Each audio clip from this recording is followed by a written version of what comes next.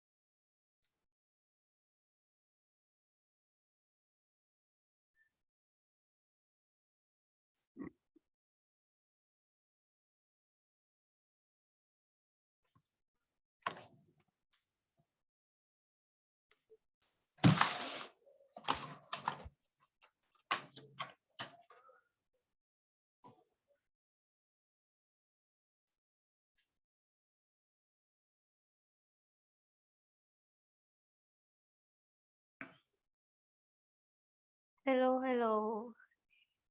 Good day to everyone. Taking this opportunity to welcome Dr. Ambi Valentine, who has joined already. I can also see Dr. Florentina Kamta, who is there, of course, among the speakers that we are going to have in this session that is going to focus on the African diaspora, looking at the challenges of doing business in Africa by the African diaspora. Ladies and gentlemen, I want to thank you so far for being there with us, for continuing to trust this platform, the Africa Skills Week, under the auspices of Afro Skills. We are here to talk constructively, see how we can share knowledge that will help in the transformation of the African continent. So this day and this moment, we are going to focus now on this other topic, which is looking at the role of the doing business in the African diaspora, the challenges of African diaspora, or what are the opportunities of the African diaspora. And with delight, I will welcome Mr. Dr. Ambi Valentine, who is joining us. He's an entrepreneur and, of course, a business consultant. Hello to you, Dr. Ambi Valentine, and thanks for joining us on this platform, the Africa Skills Week. Good afternoon, Clarice. Good afternoon, co-panelists. Good afternoon, Africans, and welcome to Africa Skill Week. I'm very excited to be here today, and I pray God grant me grace to deliver maximally what our audience are highly expecting. Trusting God in the domain of business in Africa and talking particularly about the African diaspora, the opportunities and challenges. I'm very convinced that our viewers and audiences will go back home with something very important. So I count it an honor and a privilege to be on this exalted platform, and I'm excited to meet new faces also. Thank you. And thank you for making our time, Dr. Ambi Valentine, to be with us this day. Like you have said, Africa needs to develop in all dimension, and of course, the economic development is supposed to be at the fore.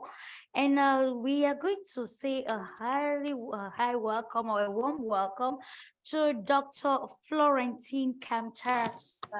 Sahar. He is managing a training and manager training in a quality medical device. Hello to you, Dr. Kamta. A pleasure having you again on the platform of the Afro Skills. Welcome. Thank you so much, Clarice. Good day, everybody. Good day, Africans. I'm so happy to join this meeting today. Good day to the co-panelists as well. I hope that we'll give our best to provide the right information to everyone who is here today. I would say that I'm also here to learn from all the people who would like to share their visions, their opinions with us during the panel. Thank you so much. Thank you, which is very much important when we interact, we share, we learn from each other. And of course, the goal is to position Africa well and solve some of the internal problems the continent is facing. And in the course of the program, we're going to be joined by Mr. Elijah Inuako, who is a researcher with Leeds University on African development. He will join us as we proceed. Let's right on now. We are focusing on the challenges of doing business, taking the case of the African diaspora. But then before looking at these challenges, let's define who an African diaspora is. I'll start with you, Dr. Ambe Valentine, so that when we're getting into the challenges or opportunities, we will want to know how these people can contribute to building Africa. Thank you. Yeah, thank you, Clarice, for such a very sensitive question. The subject of African diaspora has been greatly discussed across the continent of Africa and beyond, and so much has been talked about. We've seen Pan-Africanist, economic and political consultants talk a lot about the African diaspora, that the African diaspora is actually the focus on the manpower, the mental, the physical, the emotional, as well as the financial part that will help boost Africa. Because to the best of our understanding, they've studied out of the country, they've gathered new skill, better skill, and they're better placed with the opportunities they have to better grow up the continent Africa. And the African diaspora, to the best of my understanding, in a simple definition, is somebody who's left the African continent to go for greener pastures out of the continent Africa, either to acquire skill, to acquire wealth, to acquire talent, or to develop what they have studied so far to a higher echelon. And we strongly believe that considering the economic revolution, industrial revolution, technological revolution out of the country, say in Asia, say in North America, say in Europe, those who have gone to those areas have a better taste and understanding how the society is supposed to develop. My father told me some years ago, one aspect of education is traveling. That if you travel, you are being educated without paying school fees. So I think those who have gone to the diaspora have a better understanding how things work. And most of them have been developed also with the technology, the skill, the abilities over there. And we are looking more on them because we believe that when they study out of the country, they have better educational conditions, they have better curriculum as compared to what we have here. And we strongly believe that from what they have gathered over there, they can make impact. Why do we say so? We say so because when Japan had the challenge of the Second World War in 1945, Japan was shred into pieces. Japan was scattered, Japan was frustrated. And Japanese, out of that frustrating situation, gathered a group of young, intelligent men sent to Europe and America. They went there, gathered the skill, the technology, and came back to Japan and then multiplied what they gathered. And so much Japan has become a force to reckon with in the world. So considering the fact that Africans also have left Cameroon, Nigeria, Ghana, and name it, to other European and North American countries to gather skill and also to learn, we are expecting them to come back home to invest what they have gathered so far out of the country and make Africa look like Japan, make Africa look like Korea, make Africa look like India, because those are all countries also who did not have a means of livelihood. Nations like Malaysia, Singapore in the 1957 were people who dependent for food from Africa. But when they went out of their country into other parts of the world, the gathered skill came back. Today, Singapore is a force to reckon with. Japan is a force to reckon with. So when we talk about the diaspora, we're not talking about those who traveled abroad to go and carry used mattresses, used fans, used vehicles, used electronic appliances. We are talking about those who have gone over there to gather the skill, to gather the knowledge, to gather the ability, to gather the influence, and also the educational stability to come back here and duplicate, and if not just duplicate, multiply it as far as our continent is concerned. So the African diaspora is one particular resource that we have in this continent that we have to place essential value on them, because they have a lot to offer.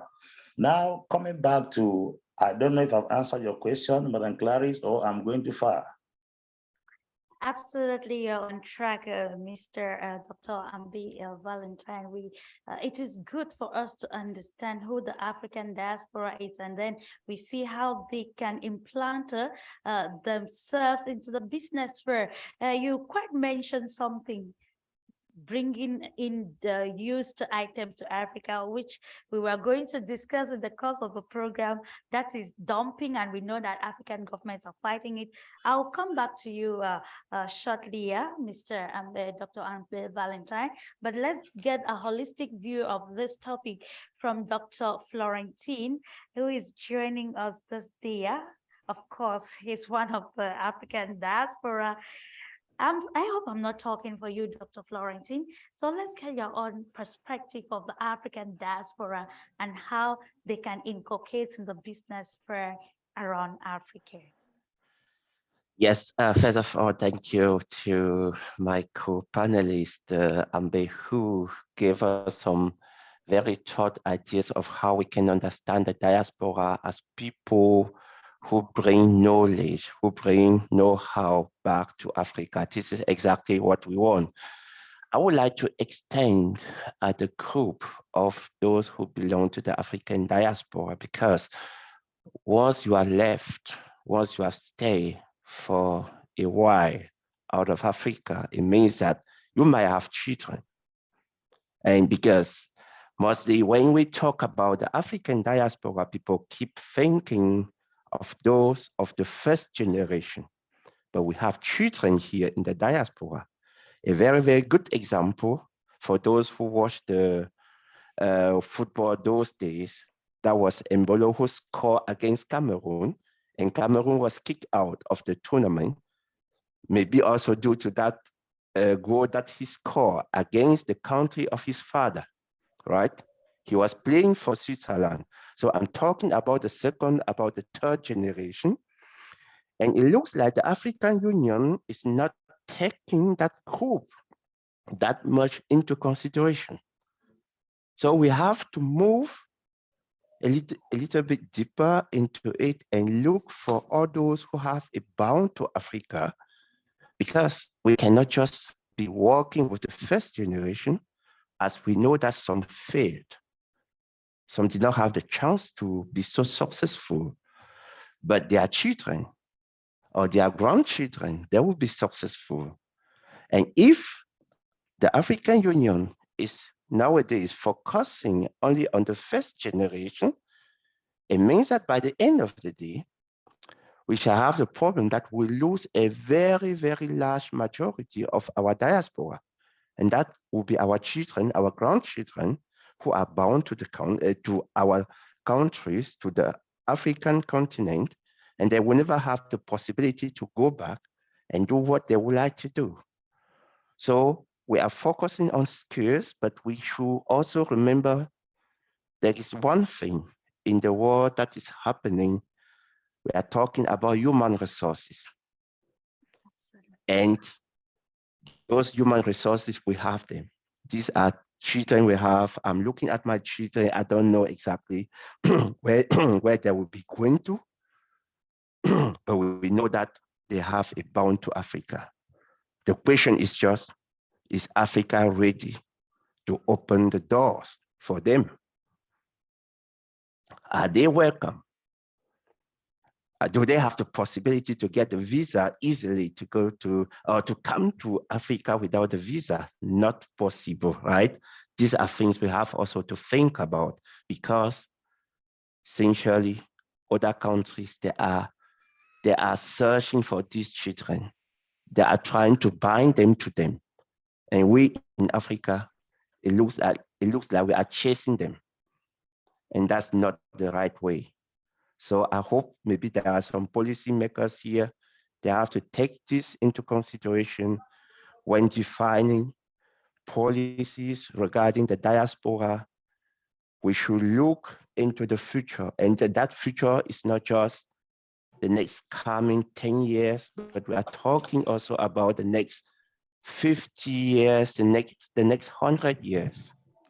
So just to complete what Ambi first said about the diaspora, so I agree, we are talking about skills, not about people who are going to sell all cars in Africa. That is not a surplus for what we are looking for. We are talking about skills, we are talking about knowledge transfer, we are talking about technology transfer.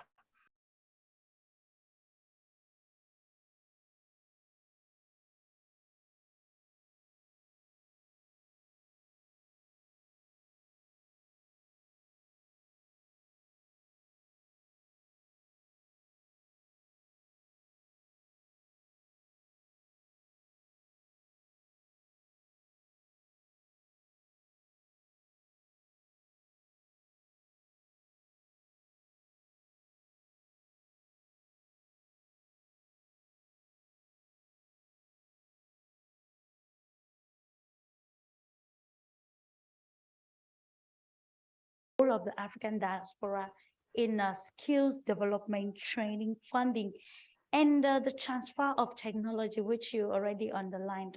Okay, yeah, we are going to kickstart by having more insight on our first main point, which is the African diaspora. We know the African diaspora represents a reservoir or a pool of talent, and they have the know-how, according to from their experiences, the know-how that can help transform the continent Africa. So let's first of all look at some of these challenges, Dr. Ambi, faced by the African diaspora in contemporary Africa, taking them to the business fair, because here we're looking at how they can revamp the economies of African countries. Yes, Clarice, I think there are a number of challenges that African diaspora have when it comes to increasing business and economic empowerment in the continent of Africa. As somebody who's been in the business terrain for quite some time, I've had friends who've left Europe, North America, Canada, Asia, back to this nation to invest the skill they have. But the first thing that has hindered most of them, I'm talking case study, because if we want to talk about the African diaspora, we cannot just talk generically. We have to have a case study. There are countries whose policies favor the coming in of African diaspora, and there are also countries that do not favor, their policies don't favor. A case study is like Cameroon. A friend of mine left abroad, came to invest in Cameroon. The policy of dual nationality, which is not favorable here, was a major hindrance to that friend of mine, who gladly took that business and then moved over to Botswana and invested the business there because their dual nationality is accepted.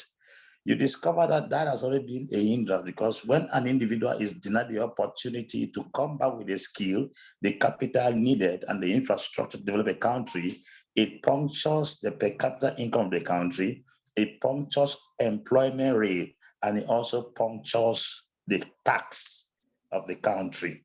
We lose so many things when it comes economically when we hinder one diaspora from coming to invest back at home. Probably he would have employed 500 Cameroonians. He would have reduced unemployment from 5,000 to 4,500. If he's paying a tax, a VAT, that is value added tax of 19.25, if he makes 1 billion per year, the government also will increase in their tax. And if such a person also comes with a good product that is offering, it will also help to build the lifespan of the people. So you discover that that dual nationality, which has not been accepted in our country except by a few government officials who have the right to be French citizens and Cameroonian citizens, it has hindered the incoming of diaspora to invest here. That's the first thing. Secondly, the policies in place. The government policies that are put in place are so harsh. Recently, we just left the parliament, and it will be amazing that they went there to increase the price of basic commodities as well as the basic taxes. For instance, the fiscal stamp that was 1,000 francs has shifted to 1,500. The roadworthy certificates have increased. visit technique, they have all increased. All such increment of taxes and government policies also hinder people from coming to invest back home. Thirdly, peace is a very fundamental requirement when it comes to development. Cameroon has had chaos for some past 6 years now. The political instability of the Northwest and the Southwest has affected greatly the entire nation, that most people out of just information are frightened to come invest huge businesses within this area. For instance, in the Northwest and Southwest, there are places you can invest huge businesses. The fear of insecurity has hindered, and not just in Cameroon. There are many African countries that are going through one crisis or the other. The insecurity challenge in South Africa, we were told that the business mogul in Cameroon, Baba Dampulu, lost investment worth 500 billion francs CFA in South Africa because of xenophobia. If it's not xenophobia, it is genocide. If it's not genocide, it's a civil war. If it's not a civil war, it's an intertribal war. If it's not intertribal war, it is famine somewhere. All these things constitute together to build up an atmosphere of insecurity. It poses a threat to economic development. It poses a threat to financial expansion. It poses a threat to technology and industrialization, because people cannot invest where they don't have security. So you discover that government policies, dual nationality, insecurity are fundamental aspects that challenge diasporas from coming to invest back in Africa. Above all, some people still brave the odds and come into the country. But now in some countries where power governs the society, not wisdom, you will realize that people use their offices to exploit people. They use office to subjugate people. They use office to submerge businesses instead of helping businesses to boom. Those are some of the things that if we don't go into total scrutiny and start sorting them out, we are not going to have diaspora have the desire to come back and invest here. Secondly, the importation of machineries to process raw materials into finished and semi-finished product is a measure with custom duties. Sometimes you want to bring a machine from abroad to process cassava here to cassava flour. The custom duty at the port may impound the machine there forever. The cost of taxes at the entrance of machines in the country is a very, very major challenge. Why am I using Cameroon? This is my country. And I think I'm talking first to Cameroonians before talking to Africans. If there are other African countries who are also victims of what I'm talking, then they should understand that what applies here applies to their nation also. Now, these are things we have observed critically and also put in place. And we've come to realize that a lot of them sometimes get frustrated. Sometimes somebody who carries some businesses from abroad to come here, you reach here, the amount of money you are taxed even swallows the income which you bought everything that you brought here to sell. Nobody does business to lose. Everybody does business to gain. How come we put all these stringent principles and build these barricades and obstacles for businesses not to be established?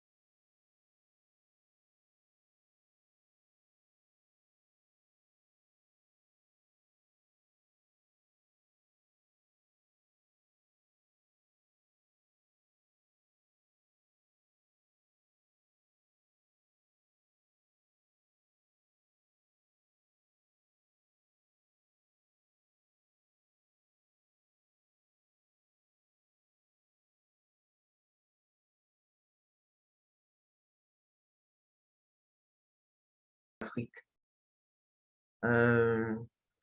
Ce matin, je suis content d'être parmi vous. Africa Skill Week se déroule depuis quand même un certain nombre de mois. Aujourd'hui, ça a commencé du 7 décembre au 10 qui est aujourd'hui. Et aujourd'hui, c'est la fin. Donc, j'aimerais qu'il y ait un engouement concernant l'entrepreneuriat et surtout au niveau de l'Afrique, l'éducation financière. C'est sur ça que j'insiste parce que euh, nos, nos jeunes, notre communauté n'a pas cette mutualisation de rentrer dans l'investissement participatif. Or, c'est ça qui est le nez même de l'entrepreneuriat en général en Afrique.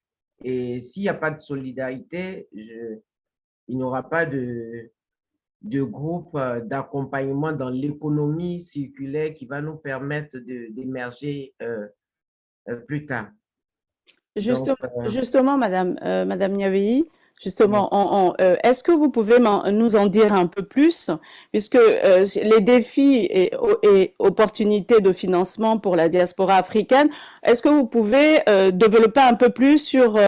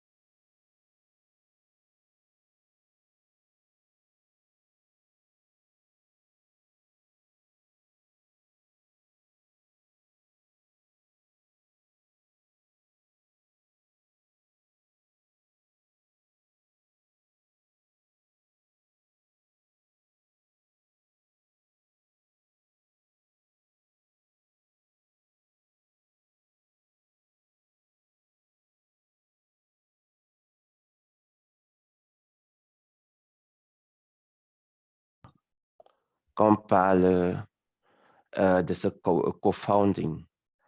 Parce que si on veut cotiser de l'argent pour soutenir un projet X qui s'arrête le jour X, je crois que les Africains sont toujours bons là. Ils le font.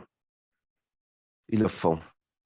J'ai vu des gens le faire pour le Sénégal, pour le Cameroun. Je les ai vus le faire un peu de partout, que ce soit pour des causes politiques, que ce soit pour des causes sociales. Moi, je suis à Cologne où on le fait chaque jour. On a souvent cotisé même pour les réfugiés de guerre, ainsi de suite, ainsi de suite. On le fait. Mais nous, néanmoins, d'après mon entendement, le Africa Ski Week, et ici, là, nous parlons du rôle de la diaspora dans les affaires. Il s'agit de comment mettre de l'argent, comment mettre les idées et de l'argent pour développer des affaires en Afrique qui vont maintenant générer des revenus qui auront une valeur ajoutée. Donc, moi, je suis venu dans ce panel avec cette perspective qu'on va penser effectivement de ça. Et je pense que notre copanéliste, le docteur Ambé, c'est exactement ce qu'il disait au début. Donc, il a commencé, c'était en anglais, par expliquer un certain nombre de difficultés qu'on a à développer le business en Afrique. Il a pris des exemples, par exemple la guerre anglophone, dans le nord au Cameroun, qui bien évidemment a chassé toute personne qui voudrait investir, où on connaît beaucoup de victimes de guerre. Les victimes de guerre, ce ne sont pas uniquement des personnes qui vivent sur les lieux, mais ce sont aussi des gens qui ont pris des crédits, qui ont investi dans des business, et la guerre les a chassés de là, n'est-ce pas? Il a pris ça, il a aussi pris des difficultés administratives. Donc, c'est autant de choses qu'on voulait, en fait. Nous, on était en train de parler plutôt de cette perspective-là. Et quand vous avez évoqué l'idée du co-funding, moi, je voyais ça dans la perspective, par exemple, d'une coopérative. Donc, on a une idée. On veut, par exemple, faire de l'élevage. On sait qu'une seule personne ne va pas avoir facilement de l'argent pour le faire. Mais si on se regroupe 20 personnes et que chacun va prendre 5 000 € de crédit, ça va nous permettre de le faire. Maintenant, la question que je posais tantôt en anglais, c'était celle de la confiance. À qui on confie cet argent? Est-ce qu'on est sûr que la personne va gérer? Est-ce que notre expérience nous permet de dire qu'on se regroupe, on remet ça entre les mains de X parce qu'il va gérer ça avec parcimonie? Ce sont là des questions que je posais quand j'ai écouté votre concept du co-founding. Je ne sais pas si j'ai un peu situé le sujet à ce Très niveau. bien, très bien, très bien. Ok. C'est de dire que, par exemple, pour l'élevage, de prendre un exemple bien précis, de cotiser, effectivement, à qui on va remettre l'argent, et c'est ça aussi le nerf de la question, c'est ça le problème, à qui? Mais est-ce que je pose, il y a combien de panélistes? Il y a le docteur Ambé qui est là. Ah, le docteur, d'accord. Je voudrais lui poser une question. Il est également francophone? Il parle un peu le français? Vous pouvez parler en français et il va comprendre. madame. D'accord, d'accord. Alors, justement, puisqu'il il est difficile d'avoir du crédit en Afrique et que il faut chercher, avoir des idées pour voir comment on peut financer et voir autour de nous qui peut nous aider à mettre en place. Donc, effectivement, l'idée de la coopérative est très intéressante. Mais vous, qu'est-ce que vous proposez par rapport au financement participatif, à la coopérative, à la tontine, enfin toutes les voies intéressantes pour pouvoir avoir de l'argent et créer des entreprises? Parce que il y a beaucoup de jeunes, moi je déplore le chômage des jeunes diplômés Et alors que la diaspora envoie de l'argent, 45 milliards en Afrique subsaharienne, la diaspora dans le monde envoie 45 milliards de dollars en Afrique, ça veut dire que la diaspora a de l'argent. Donc, comment faire pour que cette diaspora qui est là, qui a de l'argent, puisse investir en Afrique sans perdre de l'argent, sans perdre l'argent qu'il a envoyé? Parce qu'il y a des cas d'entrepreneurs qui ont été dépouillés. Comment faire? Quel est le système le plus viable, le plus crédible pour entreprendre sans être dépouillé pour quelqu'un de la diaspora, pour des gens de la diaspora?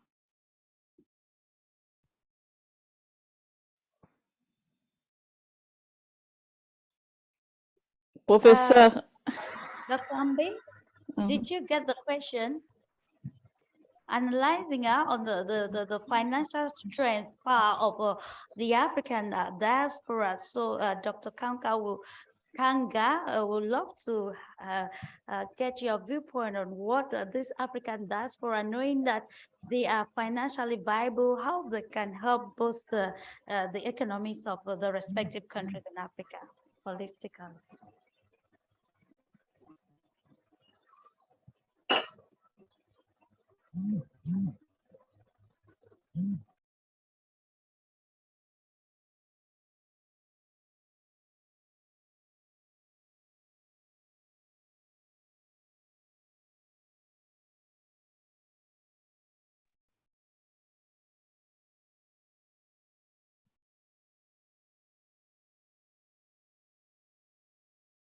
Madame Kanga a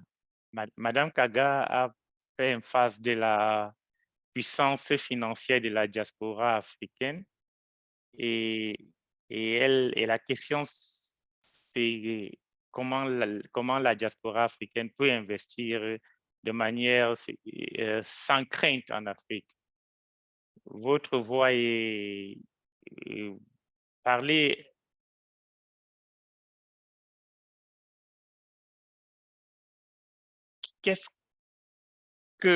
Comment la diaspora africaine peut utiliser sa force financière pour et contribuer au développement économique de l'Afrique?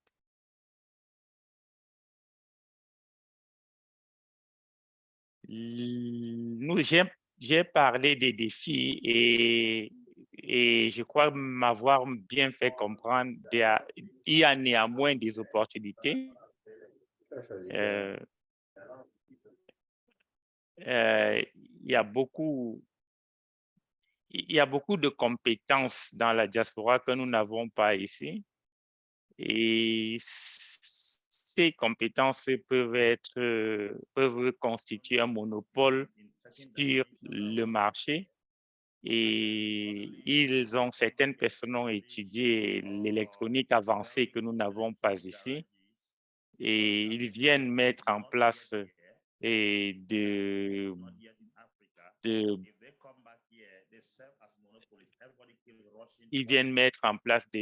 leurs services en électronique et constituent un monopole. Pareil pour les voitures qui ont des technologies avancées. Et nos mécaniciens ici, ce sont des mécaniciens qui sont encore à l'ère des voitures analogues, alors qu'aujourd'hui, nous avons des voitures numériques. Donc, quand vous venez en Afrique et avec un garage qui peut faire la maintenance des voitures à système numérique, vous constituez un monopole et ça devient facile pour vous de facilement avoir un crédit. Mais rassurez-vous, l'obtention d'un crédit pour faire ses affaires n'est pas aussi facile en Afrique qu'en Europe parce que en Afrique, la plupart des personnes utilisent l'argent en espèces, alors qu'en Europe, les gens travaillent plus avec les cartes de crédit. avant d'avoir un crédit en Afrique, il faut présenter des garanties. Et la plupart des jeunes Africains n'ont pas ces garanties que les banques demandent. Et la bancabilité des projets, c'est aussi un projet. Mais ils vont plutôt investir dans des projets qui constituent un monopole sur le marché parce qu'ils sont sûrs, les banques sont sûres du retour de l'investissement et la capacité du promoteur à rembourser le crédit. L'obtention du crédit est difficile en Afrique et il n'est pas conseillé de dépendre des banques africaines pour faire avancer son projet en Afrique. Et le crédit n'est pas facile en Afrique. Il est difficile d'avoir un crédit. Oui, le crédit est plus facile et les banques sont prêtes à financer et la banque donne le crédit sur la base de votre salaire quand vous êtes employé en Europe, alors qu'en Afrique, ce n'est pas le cas. Avec la venue de la zone de libre-échange continentale africaine, c'est une opportunité pour les Africains de commercer entre eux sans difficulté, sans barrière et autres, créant ainsi un grand marché, un marché plus important pour apportant des débouchés supplémentaires pour les services et produits africains et favoriser les échanges. Malheureusement, malgré cela, les barrières douanières sont encore très décourageantes. Parce que l'exemple de la CEMAC, il est dit il y a la libre circulation des biens et des personnes. Malheureusement, quand un Camerounais arrive au Gabon, il doit encore payer le visa alors qu'ils sont dans la CEMAC, alors que c'était un laissez-passer juste qui devait le faire aller au Gabon. Donc, la libre circulation des biens et des personnes constitue un obstacle. Par exemple, aller au Gabon pour aller à N'Djamena, à Malabo, à Libreville. Donc, heureusement, dans la CEDEAO, la CEDEAO a beaucoup évolué sur cet aspect avec et la libre circulation des personnes est déjà une réalité du Nigeria, du Togo, du Ghana, du Togo. Mais néanmoins, on doit payer à chaque fois qu'on entre dans un pays. Et alors que allant du Ghana, si on pouvait aller du Ghana au Nigeria, aller commercer sans être nuit par au niveau des frontières, ça favoriserait significativement et les échanges. Donc, il y a toujours des ports qui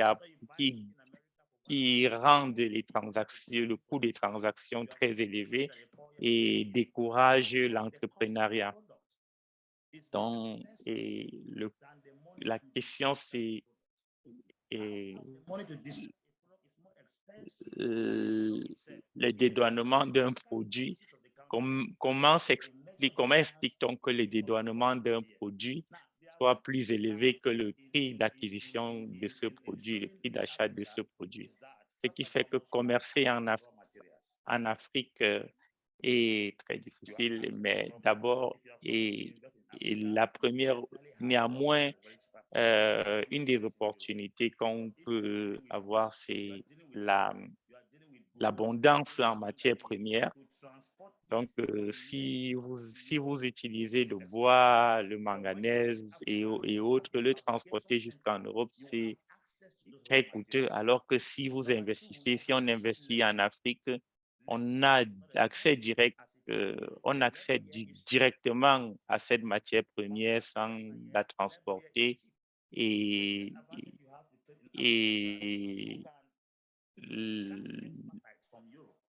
on peut prendre l'expertise en Europe. Les salaires aussi sont bas en Afrique et avec l'expertise qui peut venir de la diaspora en Europe, ça nous donne un avantage. Et donc, les avantages qu'on peut avoir à investir en Afrique ne sont pas comparables à ceux de l'Europe. Mais nous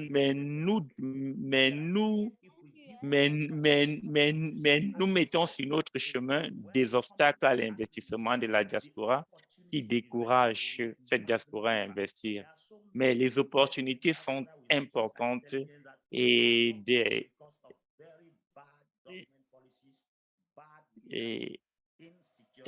les politiques d'investissement, le leadership et l'insécurité sont les obstacles qui empêchent la diaspora de venir investir en Afrique. Donc, nous proposons que les systèmes de gouvernance en Afrique soit un peu plus équitable et en Afrique, parce qu'ici en Afrique, les pouvoirs publics, les gouvernements sont très impliqués dans la vie économique et le gouvernement régule l'économie au point qu'elle empêche l'éclosion de celle-ci. Et ceci, c'est un obstacle très important pour les investissements de la diaspora. Et les gouvernements doivent changer de paradigme et soutenir les initiatives. Par exemple, des initiatives pour mettre en place les entreprises d'énergie solaire au Cameroun ont été bloquées, n'ont pas pu avancer à cause du manque de soutien du gouvernement et des obstacles réglementaires, des obstacles de gouvernance. Okay. Monsieur Ali, ça va? Where do you face difficulties Le when you go manager de la Banque mondiale à cette to the World Bank? The Indians will know one loan.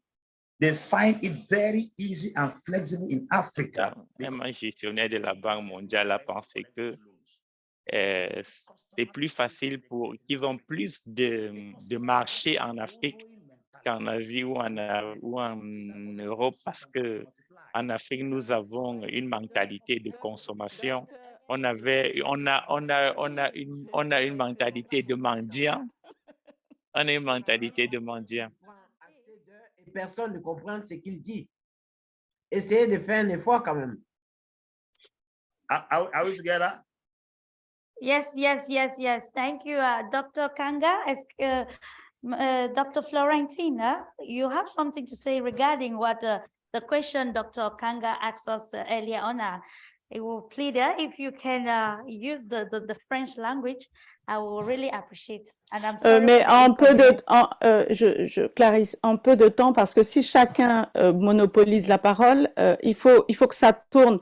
Par exemple, il va parler, mais il faudrait que Madame qui parle en français, Madame Niabei, nous dise quelque chose aussi sur la diaspora, par exemple en Europe, pour le financement parce que elle aussi elle est dans une démarche de recherche de financement en Europe pour l'Afrique parce qu'on a compris que les crédits c'est difficile, donc il faudrait qu'après lui qu'il prenne pas trop de temps pour qu'elle puisse aussi apporter sa contribution, s'il vous plaît.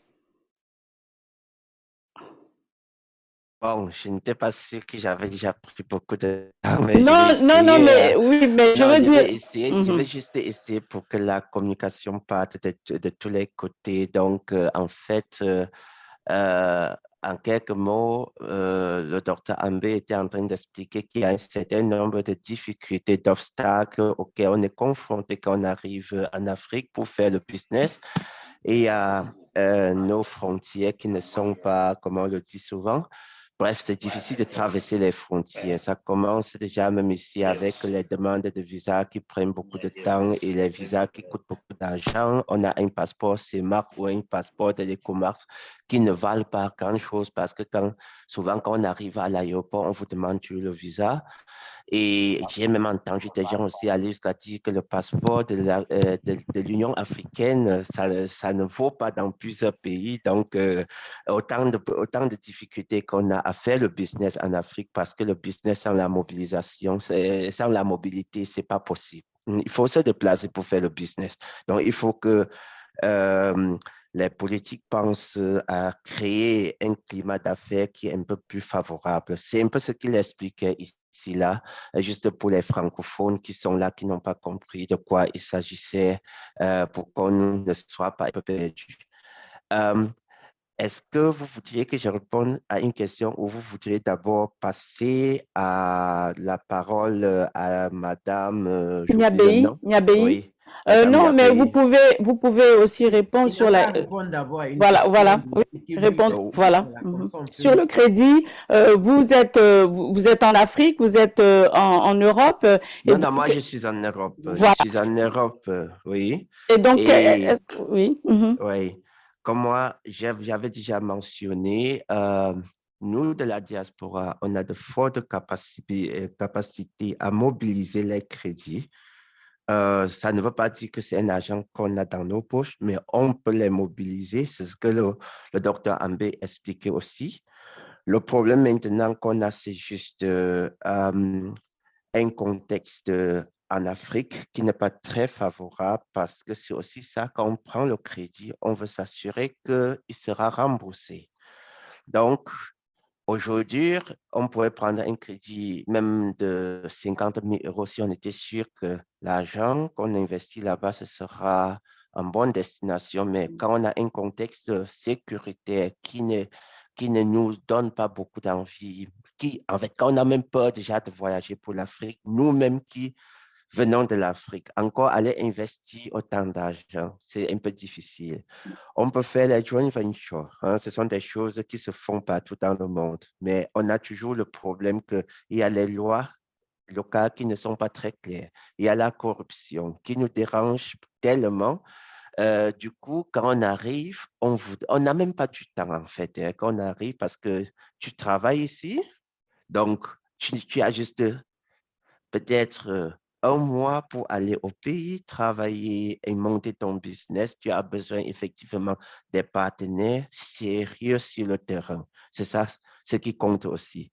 Est-ce qu'on trouve facilement des partenaires sérieux? On a aussi un autre problème. On a beaucoup de talents en Afrique, quel que soit le pays où on va, mais quand il s'agit maintenant de la technique, quand il s'agit des formations, on se rend toujours compte qu'il y a quelque chose qui manque. Nous, de la diaspora, avec tout ce qu'on a comme bagage, on aimerait aussi assister. On aimerait soutenir la formation pour que la qualité soit meilleure. Mais ça veut dire aussi que ça coûte. Donc, si je viens pour monter un business et que je dois venir au pays 3 fois, faire des formations, ça veut dire que je paye des billets d'avion. Donc, ce sont des déplacements qui me coûtent. Et la question qui se pose, c'est que est-ce que cet argent, même sur la longue durée, est-ce que ce sera un bon investissement? Parce que un autre problème aussi que nous constatons, c'est que les gens aiment bien acheter les produits moins chers. On préfère aller chez le plombier qui ne fait pas très bien le travail, mais qui parvient quand même à faire arrêter l'eau qui coule pour aujourd'hui, quitte à nous de l'appeler encore demain. Et il vient, on lui donne encore 2000, il fait la même chose. Et 3 jours plus tard, ça coule encore, ainsi de suite, ainsi de suite. Alors que si on mettait un peu d'argent à la fois, on faisait un bon travail avec des garanties. C'est un terme qu'on ne connaît pas trop chez nous en Afrique. Un travail avec les garanties. Que quelqu'un vient chez vous, il monte un appareil, vous dit que c'est 5 ans de garantie. S'il y a un problème, vous m'appelez, je viens, j'arrange, vous ne payez rien. Ce sont des choses sur lesquelles on devra aussi travailler. OK. Merci, très bien, très bonne intervention. Merci Oui, à vous mettez le doigt sur. Florentin de nous Oui. éclairer un peu plus la Mhm. démarche. Moi, je Oui, pense que est-ce que vous pouvez, Madame Niabéi, nous dire ce qu'il vient de dire qui est très pertinent hein, sur la qualité en Afrique, on préfère toujours des produits moins chers. Et ma sœur qui est décédée me disait souvent que on a des tâcherons en Afrique, c'est-à-dire ils font pas les vraies tâches. Chaque fois, il faut les relancer et ils font mal, ils empirent des fois même le travail. Donc, est-ce que vous qui êtes en Europe, Madame Niabéi, qu'est-ce que vous faites malgré l'environnement sécuritaire qui n'est pas au beau fixe? Qu'est-ce que vous faites? Pourquoi Appel Média? Pourquoi vous avez envie d'investir, de créer une entreprise en Afrique? Et où vous en êtes dans cette création est-ce que vous avez des partenaires enfin, dites-nous au moins 3 minutes. Je ne sais pas si Clarisse, non, je ne vais pas mettre long. Oui. Merci bien. Ce que Florentin vient de dire est très pertinent parce que il y a le problème même de la confiance. Parce que ici, par exemple, on parle de crowdfunding, on parle de financement participatif, mais il y a quand même une garantie de dépôt de fonds.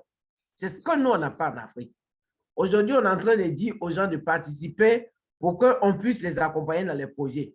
Mais on confie cet argent à qui? C'est de ça qu'il parle. Donc, il faut sécuriser. Si c'est pour être dans le contexte coopératif, c'est-à-dire qu'on se met ensemble pour former une banque de dépôt, et c'est dans ça qu'on sort à chaque fois qui n'est pas assis sur une seule personne, qui est assis sur une organisation de personnes, mais aujourd'hui, comme le digital a pris la place, tout se gère en digital. Donc, si on doit regrouper des fonds dans un seul, comment on appelle ça, dans un dépôt de fonds pour aider la diaspora, moi, je vais dans ce contexte-là. Parce qu'il ne faudrait pas que ceux qui cotisent l'argent appartiennent à quelqu'un. Si on met en place une plateforme qui n'est dirigée que par des liens digitaux et que la personne physique n'a pas accès à ces fonds, mais ces fonds-là sont en transaction pour aider à réaliser des projets, ça, par exemple, ça peut fonctionner. Mais c'est ce qu'il n'y a pas en Afrique.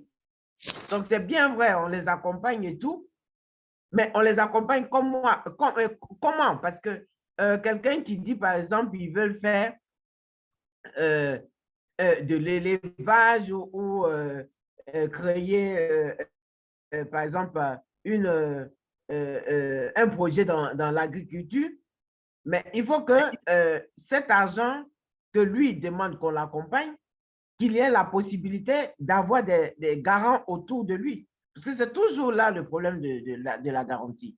C'est bien de le faire, mais comment? Alors nous, par exemple, on veut s'adresser à des entreprises privées aujourd'hui parce qu'on ne peut pas toujours attendre de l'aide au développement qui n'est pas exact. Mais par exemple, on peut négocier, faire du lobbying avec des entreprises qui veulent accompagner dans l'entrepreneuriat et la jeunesse africaine à réussir.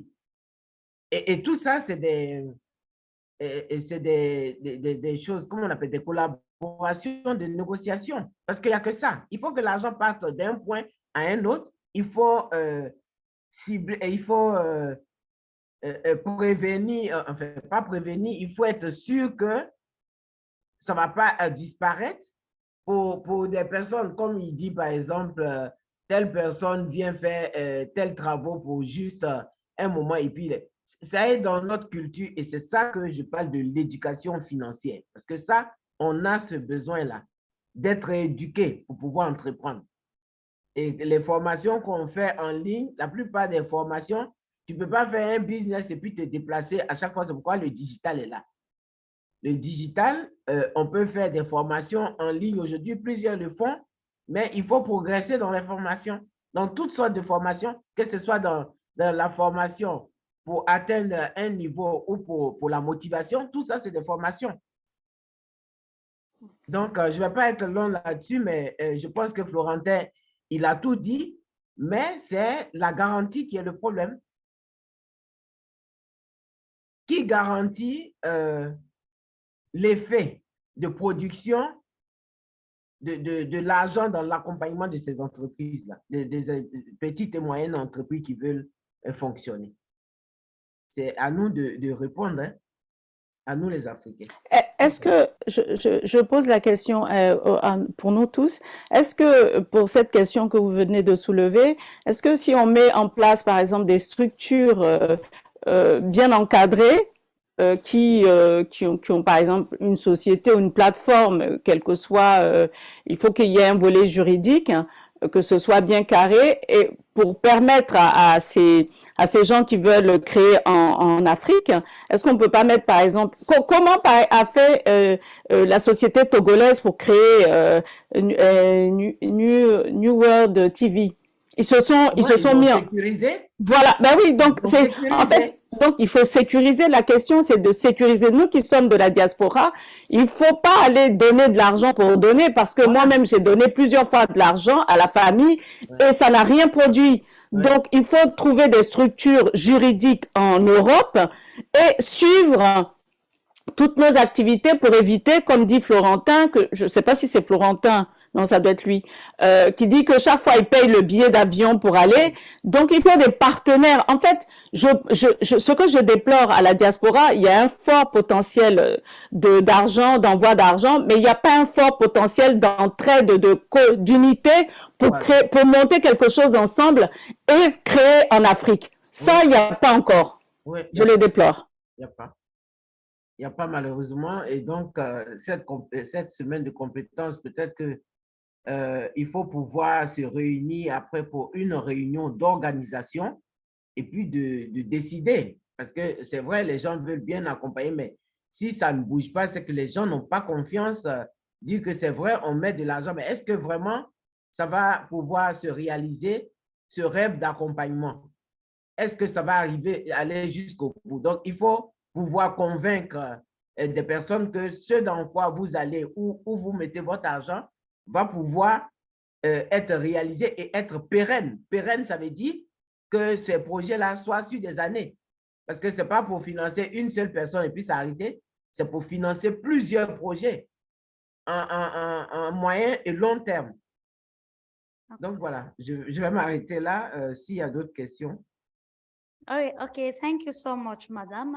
Coming to you, Dr. Florentine, we have listened critically to the analysis of everyone, and then this aspect of finance is causing a problem, and then we are looking at the trust that is lacking. Let's see how we can solve this, because the end result is to see that the African diaspora is implanted in doing business in Africa. Can the aspect of accountability and transparency solve this issue regarding finances to ensure that as there are startup businesses or ideas in Africa, we can be rest assured of that, okay, the money that is allocated for will be well accounted for, and then there will be transparency in handling all the funds with the need in boosting or funding our entrepreneurial ventures by the African diaspora in Africa. We I would love if you answer this in English, yeah? Thank you. You would like me to answer in English, right? Sure. Okay, sure. so this is a wonderful topic. I used to say that the challenges, the obstacles, the failures that we had, when we bring them together, we build a story. And the story of failures is the beginning of the success, because mostly people, when they talk about entrepreneurship, they just see the success. No, that's wrong. Entrepreneurship means bringing all the failures together, then telling that story so that everyone who wants to do something, who wants to be an entrepreneur, knows that this is the war. And if I go this way, I will hit my head against it. So I have to avoid it. I have to look for a way to avoid that. Because when people keep just telling the story of success, it is good. We need it as well, but it's not sufficient. And that's why many businesses will fail. You know, everyone who is in the diaspora, including me, when we came here, our first thing we did was that we saved money and we started the business at home that failed, you know. And then we started the second one because we thought, okay, even if the first one failed, we still have to start the second one, and that one will succeed, and it still failed. So we have to join the stories of failure together, so that everyone knows this is exactly what matters in this matter. That is one thing. The second thing is entrepreneurship means looking a solution where there is a problem. Otherwise, it is not entrepreneurship. We know it now. So when everything is fine, when everything is ready, but what are you going to to undertake there? Nothing at all. Africa is the world of opportunities. Why? Why is it that everyone is coming to Africa? That people like Jack Ma are coming to Africa? Because there are opportunities there. Opportunities that we will not have in China, in the US, in Europe. So it is up to us, not to someone else, to open our eyes and to seize the occasion and to look for ways to solve the problems we have. It means that that problem with trust, we have to solve it. We have to come together. We have to tell this story of failure, of how they call it, the lack of confidence that is amongst us Africans. This is something we have to solve. And when we have solved that problem, I'm sure that nothing will stop us. That's basically what I would say, because I know that we have legal challenges to overcome. We have social challenges to overcome. We should not forget that sometimes even the diaspora is seen in Africa as a threat. We have to overcome that one as well.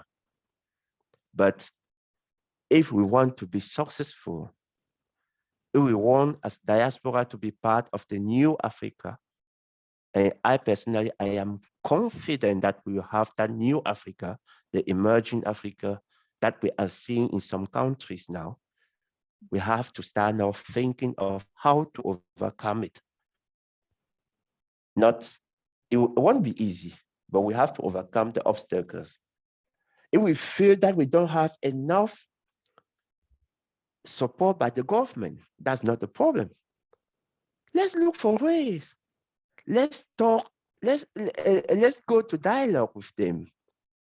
I mean, we have been seeing some exchanges between governments and the diaspora the last years, and they keep going on. And I'm sure that in the future, we will still see more than that. So we are on the way. We just need to open our eyes. We just need to trust each other. We need to tell the story that we want to hear, not the story of the others. We need to find the right words for the story that we want. And that's the story we want to tell to the world. And that story will help us finding the solutions that we need. So if you like, please let me just summarize it in French for those who are not listening, who are not understanding French, okay? Actually, I wanted to direct it to Dr. Kanga because we are already, okay, yes, okay. yeah, already 7 minutes late. So I want you to let the Mandesi Est-ce qu'elle a encore des questions à poser? Hein? C'est là. Oui, c'était bien qu'il Il nous Florentin, explique un peu. voilà, ce qu'il a dit Florentin nous en explique anglais un peu. pour qu'on comprenne. Après, de poser des questions.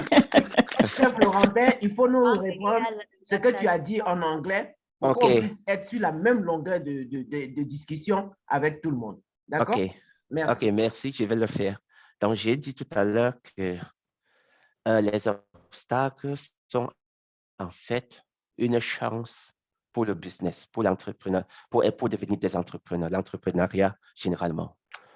On aura des difficultés d'ordre sociétal, on aura des difficultés au niveau du gouvernement, au niveau des lois, au niveau de la sécurité et tout, mais l'entrepreneur, c'est celui qui réussit là où il y a des difficultés, parce que si tout est prêt, il n'y a rien à entreprendre. Le monde vient en Afrique, pourquoi? Parce que l'Afrique, c'est le monde des opportunités, n'est-ce pas? Donc, il revient à nous Oui. d'aller dans l'histoire que nous avons tous vécu, les échecs qu'on a vécus, parce que ces échecs-là vont façonner notre entrepreneuriat. Tous ceux qui ont investi et qui ont échoué. Ceux qui n'ont pas investi parce qu'ils ont écouté que les gens ont investi, ils ont échoué. Rentrons dans cette histoire-là.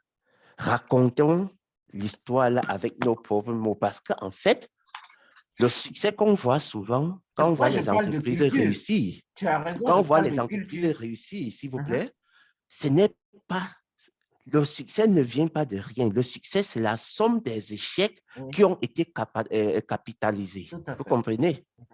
Donc, si nous faisons ce travail-là et nous racontons, voilà, avec les mots qui nous conviennent, là, ça va nous permettre à ce moment de transformer tous les défis que nous aurons.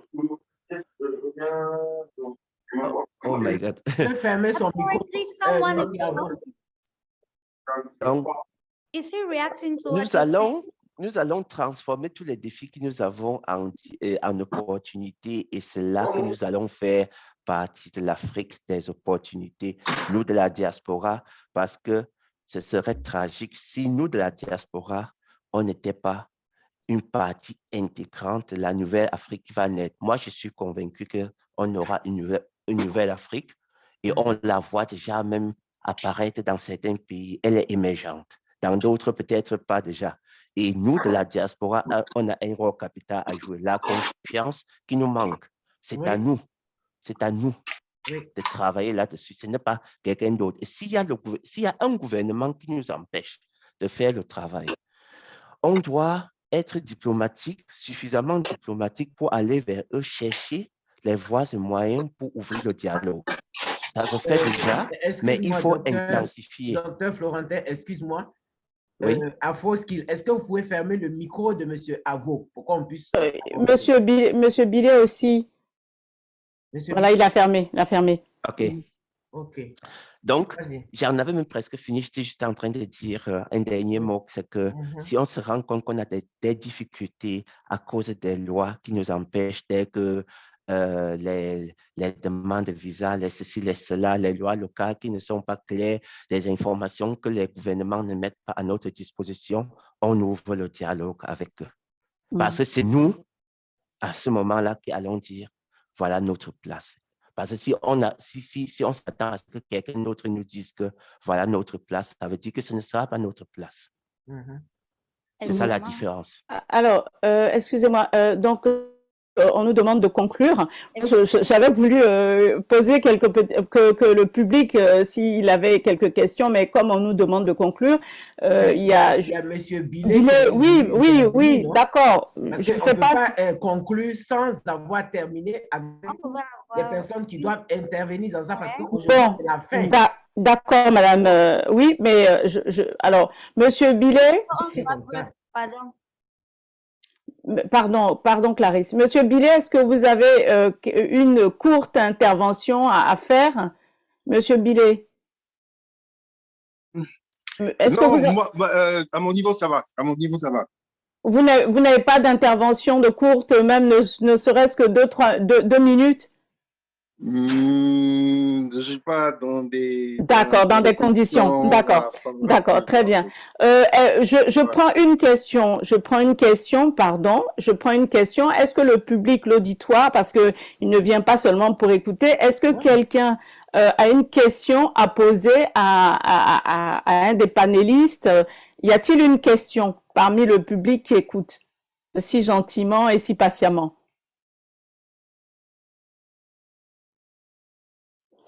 Bon. Apparemment, il n'y a pas de question. Bon, donc, Clarisse, on va conclure, hein, et chacun. On conclut sur quoi? Oui, mais sur les freins, sur ce que tout ce qu'on s'est dit, comment, si vous voulez conclure sur, eh bien, il faut créer une plateforme juridique, vous concluez, mais en 1-2 minutes, pas plus. Chacun doit conclure. Et là, 1-2 minutes, pas plus. Le problème de la conclusion aujourd'hui, il s'agit que la semaine de African Skill Week se termine aujourd'hui. Qu'est-ce que on apporte à ceux qui ont participé au concours, qui sont prêts à entreprendre, par exemple? Ça, il faut le savoir avant de conclure. Qu'est-ce que... I think, j'espère que le programme s'arrête pas ici, madame. On va continuer. Il y a encore OK. Voilà, Oui, ça, c'est c'est ce que je là voulais qu'on savoir. va terminer avec cette panel qui parlera de la rôle de diaspora pour le développement des Africains. Donc, après ça, on va continuer avec les autres activités qui vont clôturer la semaine de Africa Skills Week. That's just it, Dr. Florentine. OK, And, merci. yeah. Just one word before we leave, please. OK.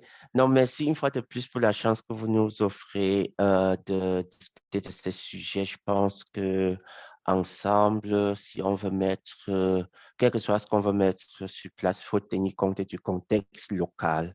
Il faut tenir compte du fait que nous avons besoin de partenaires de confiance en Afrique pour réussir.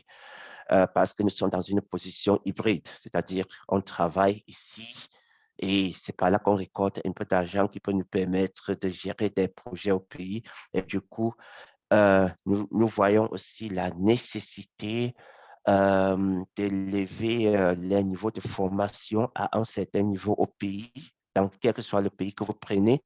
Ce sont des sujets sur lesquels on devrait revenir, ou néanmoins des sujets qu'il faudrait prendre en compte parce que si quelqu'un qui a été formé il y a 5 ans, il y a 10 ans, 15 ans, s'il n'est pas en train d'être formé chaque jour, il perd complètement ses compétences. Donc, c'est aussi ça, quand nous parlons du transfert de savoir, de connaissances, de technologie, c'est aussi d'abord, avant tout, la formation. Je pense que, docteur Florentin, il faut aussi faire la même conclusion en anglais.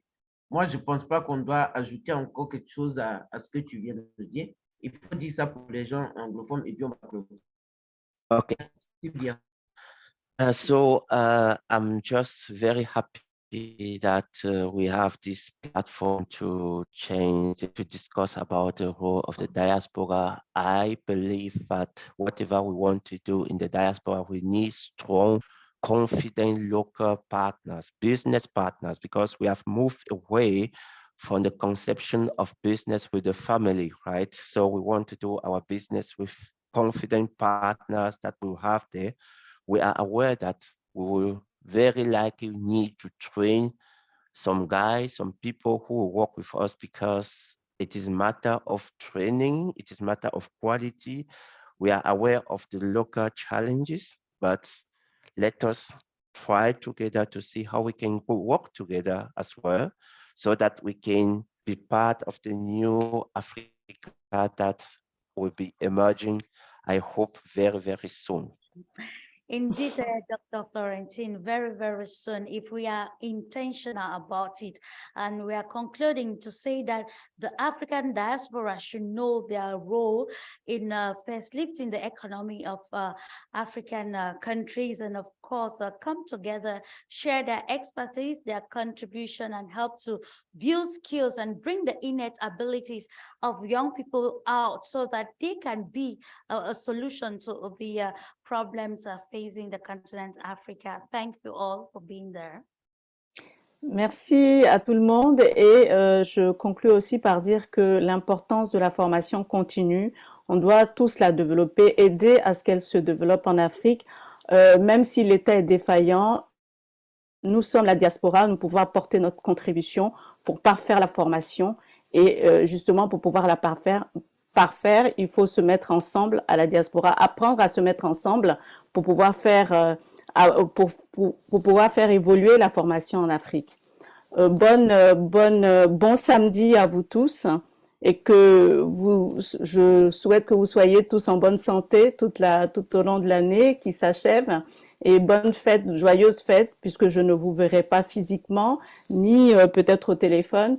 En tout cas, je vous souhaite de passer d'agréables fêtes de Noël et d'agréables fêtes de fin d'année. À très bientôt. Thank you. Thank you. Voilà, merci à tous d'avoir participé à ce panel. Et moi aussi, je vous dis bonne santé pour cette année et l'année qui va venir. Et il faudrait qu'on décide de se mettre ensemble pour faire une bonne organisation parce que c'est vrai, les webinaires, c'est intéressant, mais l'organisation est différente d'un webinaire. Donc, si on veut se mettre ensemble, il faut qu'on organise une équipe qui va décider de comment évoluer financièrement pour accompagner la jeunesse dans l'entrepreneuriat. Donc, voilà, je vous remercie tous. Et puis, fait, on a Florentin, je pense qu'on va réseauter et ça va être fait. À très bientôt. Au revoir. Merci Au revoir. Florentin, docteur Florentin, merci beaucoup. À bientôt à tous.